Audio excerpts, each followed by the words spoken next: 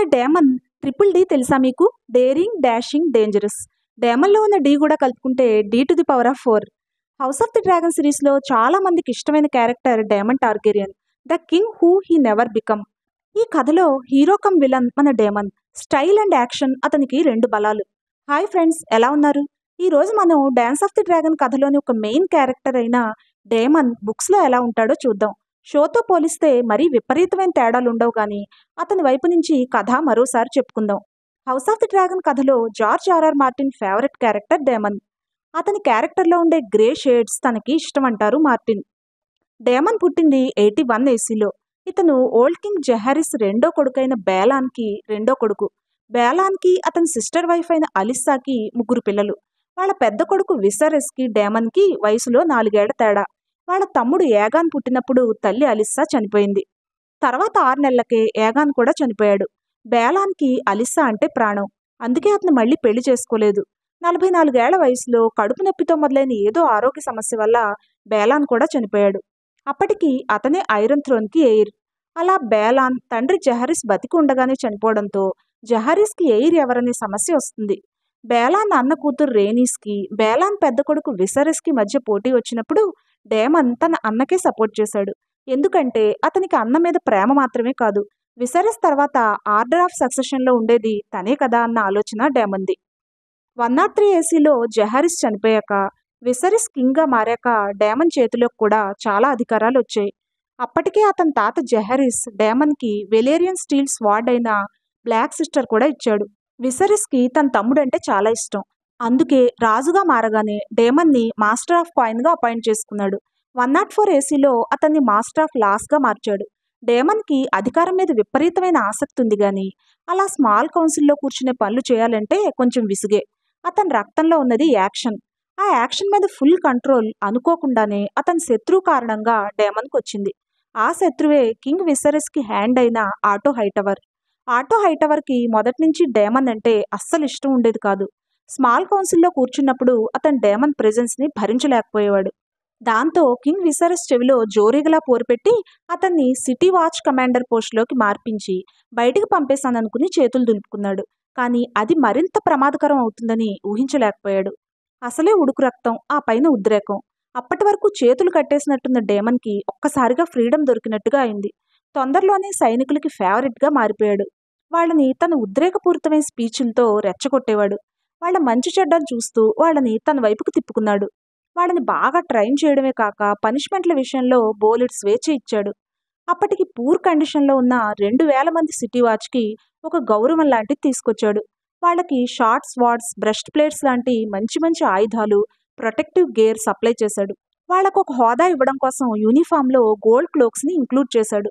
దాంతో అప్పటి నుంచి వాళ్ళని గోల్డ్ క్లోక్స్ అని పిలుస్తారు. అలా సిటీ వాచ్ దృష్టిలో హీరో అయ్యాడు డేమన్. అతని కోసం ప్రాణాలు ఇవ్వడానికైనా వాళ్ళు సిద్ధపడేంతగా ఇన్స్పైర్ చేశాడు. డేమన్ తప్పు చేసిన వాళ్ళకి శిక్షలు కూడా అంతే క్రూరంగా అమలు చేసేవాడు.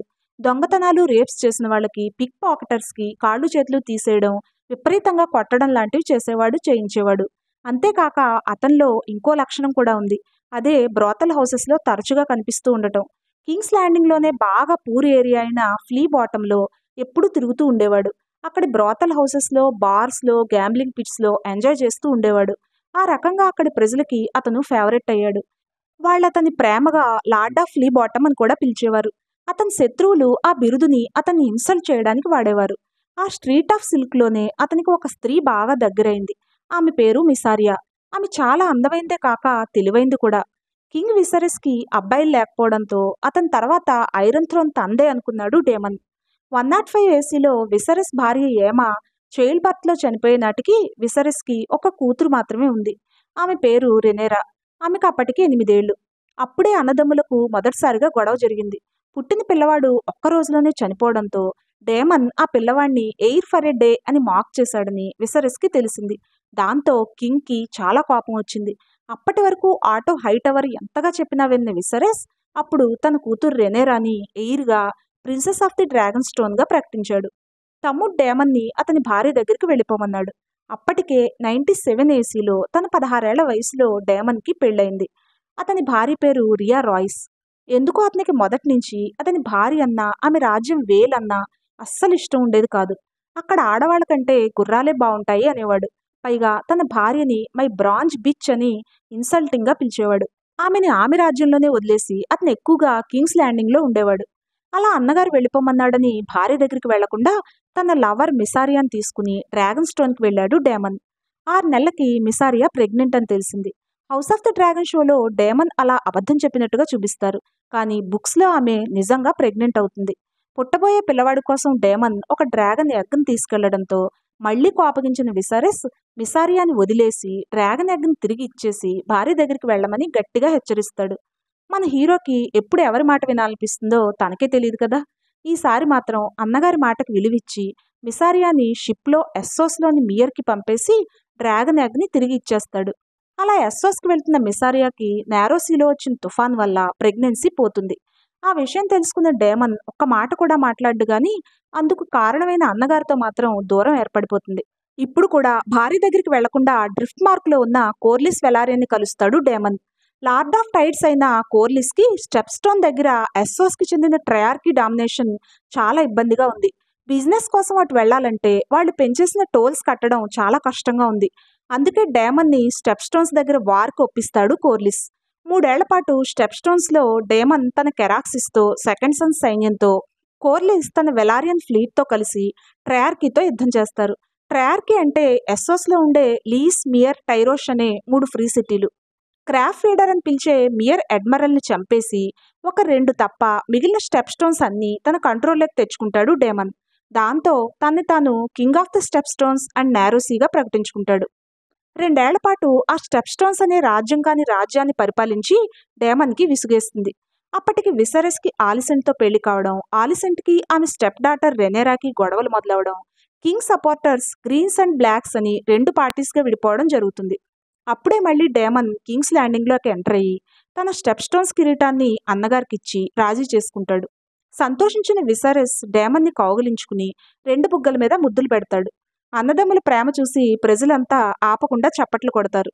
అందరికంటే గట్టిగా చప్పట్లు కొట్టింది మాత్రం అతని అన్న కూతురు రెనేరా. ఆమెకి చిన్నప్పటి నుంచి బాబాయ్ డేమన్ అంటే ఇష్టం. అతను కూడా ఆమెతో అభిమానంగానే ఉండేవాడు. ఇప్పుడు అది మరి కాస్త ఎక్కువైంది. ఈసారి తన 14 ఏళ్ల అన్న కూతురుతో మరింత ఎక్కువ టైం గడపడం మొదలుపెట్టాడు డేమన్. ఆమెకి తన వార్ స్టోరీస్ చెప్పడం, ఆమె స్టెప్ మదర్ ఆలిసెంట్ని వెక్కిరించి రెనేరాని సంతోషపెట్టడం చేసేవాడు. ఇద్దరూ కలిసి తమ తమ డ్రాగన్స్ మీద డ్రాగన్ స్టోన్ వరకు రేస్ పెట్టుకుని రోజూ అక్కడి దాకా వెళ్ళొస్తూ ఉండేవారు. డేమన్ స్ట్రీట్ ఆఫ్ సిల్క్కి బార్లకి వెళ్లడం మానలేదు. పైగా మారు వేషంలో రెనేరాని కూడా తీసుకెళ్తూ ఉండేవాడు. అప్పుడే మళ్ళీ అన్నదమ్ములకి మరోసారి గొడవ జరిగింది. ఎందుకో ఎవరికి సరిగా తెలియదు గాని సెప్టన్ యూస్టేస్ ఒక కారణం. అప్పుడు విసరస్ కోర్ట్లో ఫూల్గా ఉండే మష్రూమ్ మరో కథ చెప్పారు. నిజానికి మష్రూమ్ ఏం చెప్పినా అందులో మసాలా ఎక్కువగా ఉంటుంది కనుక నమ్మడం కొంచెం కష్టమే. యూస్టేస్ ఏం చెప్పాడంటే రెనేరాని డేమన్ డీఫ్లవర్ చేశాడని, వాళ్ళిద్దరినీ అలా బెడ్ మీద చూసిన వాళ్ళు విసరస్కి ఇన్ఫార్మ్ చేయడంతో కింగ్కి చాలా కోపం వచ్చిందని, డేమన్ని ప్రేమిస్తున్నానంటూ రెనేరా ఎంత బ్రతిమాలినా విసరెస్ వినకుండా అతన్ని కింగ్స్ ల్యాండింగ్ నుంచి పంపించేశాడని యూస్టేస్ వెర్షన్.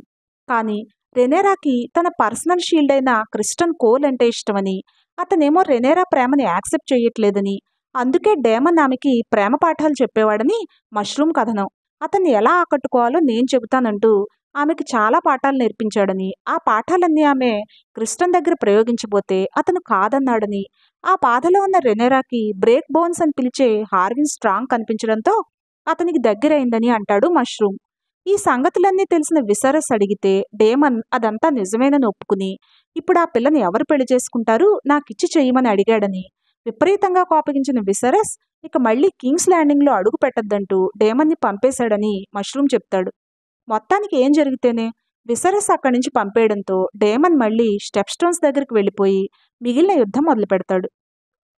ఈలోగా 115 ఏసీలో డేమన్ భార్య రియా రాయిస్ గుర్రం మీద నుంచి పడిపోయి తలకి బాగా దెబ్బ తగిలి 9 రోజుల తర్వాత చనిపోతుంది. సంగతి తెలుసుకున్న డేమన్ వేల్కి వెళ్తాడు. ఆమె అంత్యక్రియలు పూర్తి చేసి ఆమె రాజ్యమైన రూన్ స్టోన్ని తండ్రిగా చేసుకుందామని చూస్తాడు.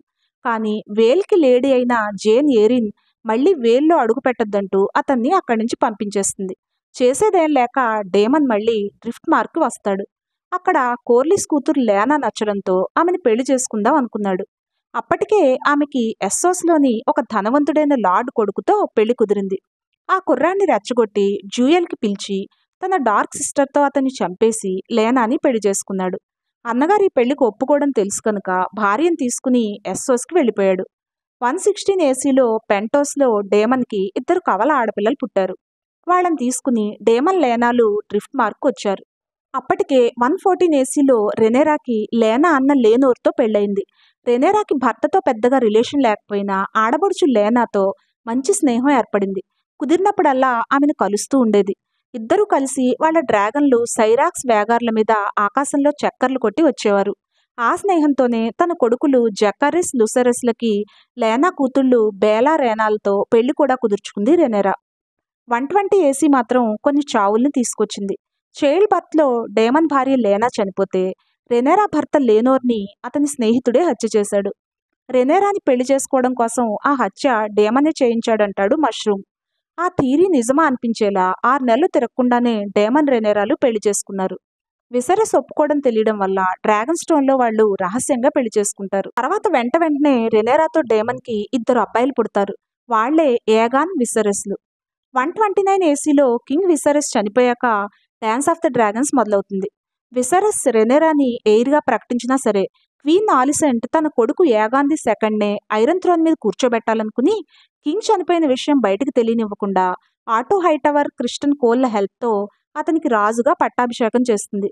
రెనేరా అప్పటికి 3వ సారి ప్రెగ్నెంట్గా ఉంటుంది. ఎర్లీ లేబర్లో బిడ్డను పోగొట్టుకుంటుంది. సింహాసనం మీద తన హక్కు కోసం తన్ని తాను రాణిగా ప్రకటించుకుని డాన్స్ ఆఫ్ ది డ్రాగన్స్ వారికి తెరలేపుతుంది. డేమన్ తాతైన జెహరిస్ కిరీటాన్ని రెనేరా తల మీద పెట్టి ఆమెని రాణిగా ప్రకటించి తన్ని తాను ప్రొటెక్టర్ ఆఫ్ ద రెలంగా డిక్లేర్ చేసుకుంటాడు డేమన్. తర్వాత హేరన్ హాల్కి వెళ్ళి దాన్ని ఆక్రమించుకుంటాడు. ఇంతలో రెనేరా కొడుకు లూసెరెస్ని ఆలిసెంట్ కొడుకు ఏమాన్ చంపిన సంగతి తెలుసుకుని పగతో రగిలిపోతాడు. డేమన్కి మొదటి నుంచి క్వీన్ ఆలిసెంట్ అన్నా ఆమె పిల్లలన్నా పెద్దగా ఇష్టం ఉండదు. తన పాత లవర్ మిసారియాతో కలిపి ప్లాన్ చేసి బ్లడ్ అండ్ చీజ్ అనే ఇద్దరు వ్యక్తుల్ని రెడ్ కీప్కి పంపి ఏగాంది సెకండ్ కొడుకు చిన్నపిల్లవాడైన జెహరిస్ని చంపిస్తాడు. దాంతో రెండు ఫ్యామిలీస్ మధ్యన ఘర్షణ మరింత పెరిగిపోయి వార్ స్పీడప్ అయిపోతుంది.